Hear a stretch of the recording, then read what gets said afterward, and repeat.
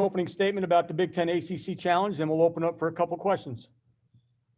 Yeah. Well, ACC Big Ten Challenge is here, and it's one of the premier events, clearly in college basketball every year that's, gets the season kicked off. This season feels obviously a little bit different, but the fact that the two conferences have been able to pull it off gives us another opportunity to have a marquee non-conference game. And Florida State, coming off an ACC championship a year ago, we had them in our place last year.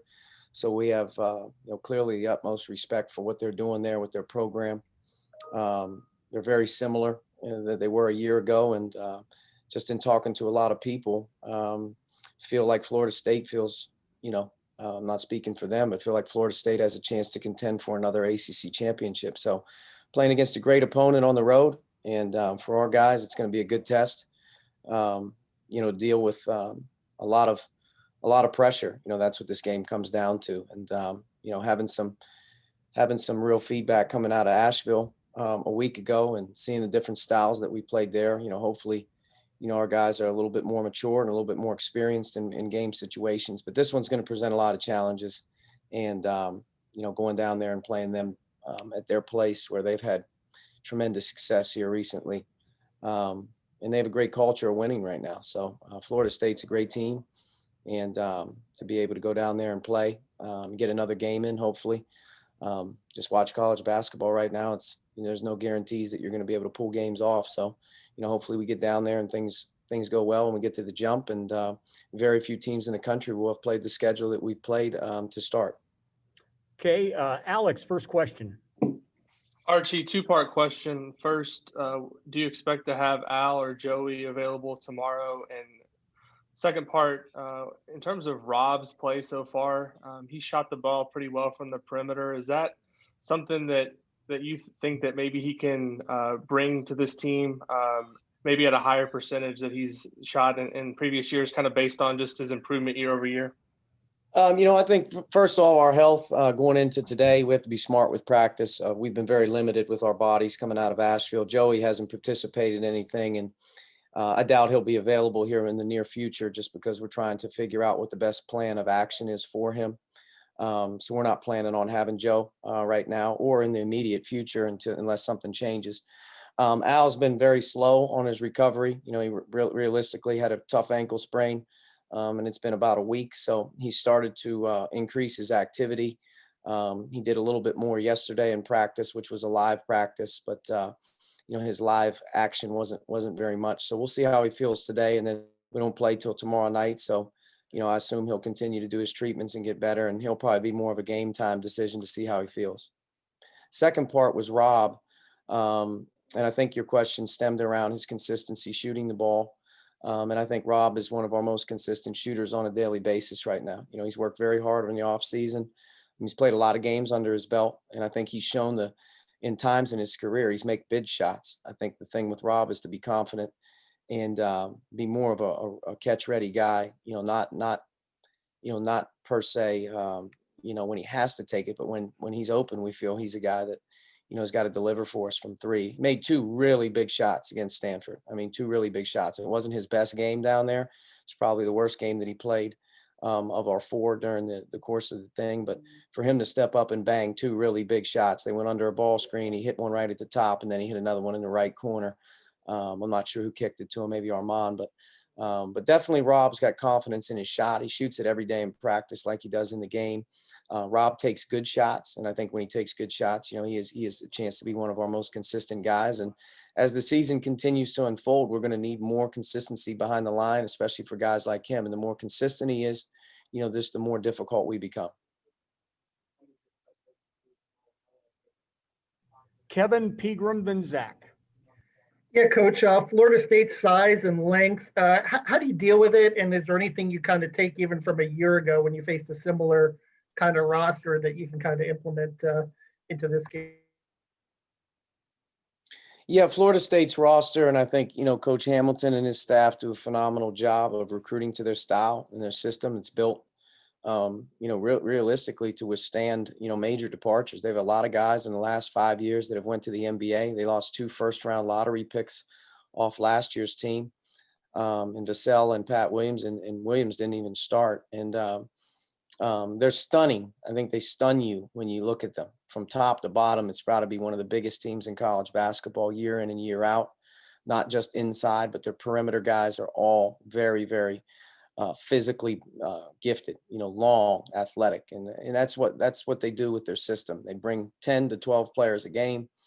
They're able to use their depth and their physicality over the course of the game to pressure you and wear you down. And, clearly that's what they're built to do. And you don't see very many teams like it. I think Texas was very, very athletic and very physically strong inside.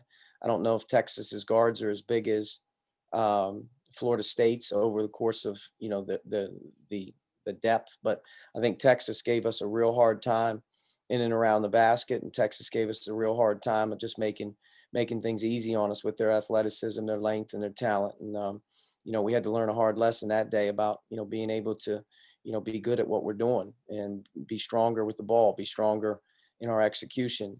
This game is even a little bit different than that one because, it's underneath out of bounds defense. It's full court pressure on makes and misses. It's side out of bounds pressure. It's in the half court when you cross half court, it's pressure. It's constantly on top of you in terms of not allowing you to do what you want to do. And most coaches that you'll talk to, you could pretty much scrap 95% of what you do on a daily basis because it doesn't work against them. So you have to go in there with a different mindset and a different game plan. And playing them a year ago, I think, gives the returners probably an indication of the how good they are.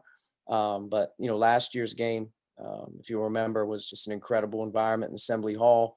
There was a lot of juice in the building. There was a lot of adrenaline that night. And, that won't be the case as we go down there, to have that type of advantage that we had a year ago in our home building. So we'll have to go down to a place they're very successful. But to me, this is, I know they'll be ready. They haven't really played a lot of games, maybe just one game so far. So to me, they got to be chomping at the bit to play against a team like ourselves coming in the door.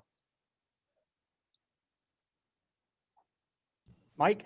Yes. To follow along those lines, Scotty Barnes is kind of unique to be playing point guard at his size. What does that mean for your defense?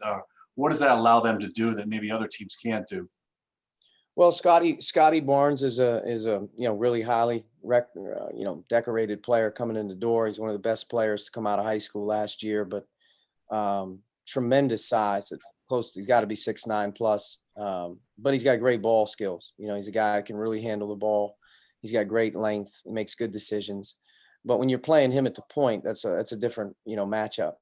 I think that we played Stanford the other day, and they had Zaire was maybe similar size, but not the same guy in terms of with the ball. Scotty does a lot more facilitating for him. He's much more of a hard driver. He's clearly great around the basket. He's a point guard that's going to hit you on the offensive glass at 6'9". So it creates a number of matchup problems for you just in terms of being able to, scouting or whatever you're going to do versus him. But his size and playing over top of you is definitely a unique thing for them. And he does a really good job here, and even early in the season, watching them play their first game. I mean, he runs their team. And, but as the season continues to evolve, he's going to continue to grow up, and, he creates a lot of problems defensively. He's, 6'9" plus on the perimeter, and they're doing a lot of switching, a lot of denying. And in transition, he's really good. In the half court, he seems to run their team the way they want him to run their team. He doesn't have a problem doing that. But I think once he's in and around 12 feet, where it gets unique, whether it's post-ups, drives, offensive rebounding, he's a unique matchup for any guard. Okay, we'll close out with Zach and then Jeff. Archie, obviously Maui was 3 games in 3 days, and I know you guys want to get whatever games you can in right now, but at the same time, I guess both maybe from a health standpoint and also a standpoint of just getting better after kind of a stop and start off season, is there value maybe at a time of year when you'd probably be playing a lot of games in a condensed period of time to having a little bit more breathing room between some of these games? Again, maybe Maui being the exception. I guess that's probably a good way of looking at it on a normal setting is that you could like the space in between games to continue to improve and get better, and you have more time to work. But I just think with what we've done in terms of downtime in the off season, pauses and downtime during the preseason, that we've been chomping at the bit to get to the games. And once you get a taste of playing the games, you want to play more games. You're only going to get better, especially your young guys are only going to really get better when they get in the heat of the battle. So I thought being able to play a game before we went to Maui was really important. And then the Maui event, getting 3 games in 3 days is a very difficult challenge, but you're playing the game. You're learning on the run. You're trying to improve. And there's not a lot of practice time. For us coming out of Maui, it would have been nice to have another game. But, looking at what we had to endure down there, and then, sort of with our health status, it's probably good we had a few days in between. But, I think right now, we're ready to play the games. I think every team in college basketball right now is almost like in slow motion, and you want to keep it going. You want to keep your momentum going. You want to play.